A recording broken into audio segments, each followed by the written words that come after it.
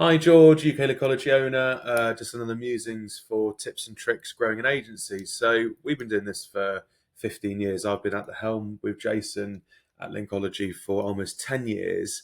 And I think over the time we've made some basic mistakes like a lot of people have. There was one that really sticks in my mind. And it was during COVID. We grew dramatically in terms of turnover. And as a result, we grew our team. I think we went from like 15 members of staff up to like 65 or something at the biggest. Like it was really weighty, really bloated.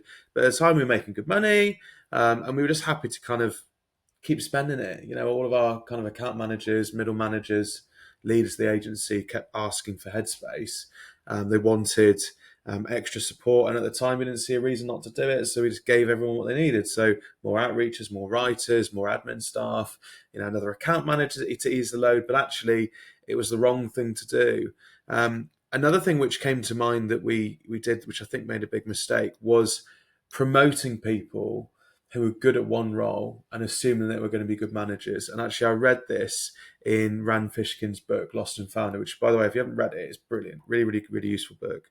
I don't read a lot, and it was one title that really resonated with me. I read it twice, actually, because it was really useful. Shout out to Rand. But specifically, he says, don't assume that people can manage people just because they're good at a job. You know, give them, some deeper incentive, give them maybe some responsibility for some of the team performance, reward them for kind of sharing insight and tactics and techniques, but don't assume that they know how to run a team. And we made that mistake. We promoted people to managerial positions who actually were just very good at the role.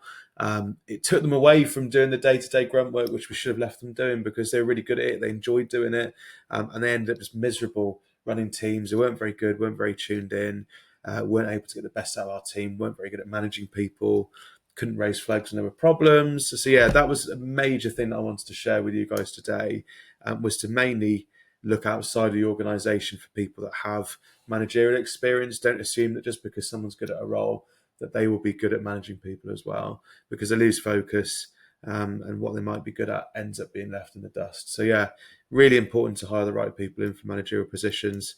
And again, when people are asking for additional support, make sure that you're not just spending money and bringing more people in. Make sure that they're giving systems and processes and SOPs and stuff to work on. But anyway, that's my tip of the day. All the best. See you later.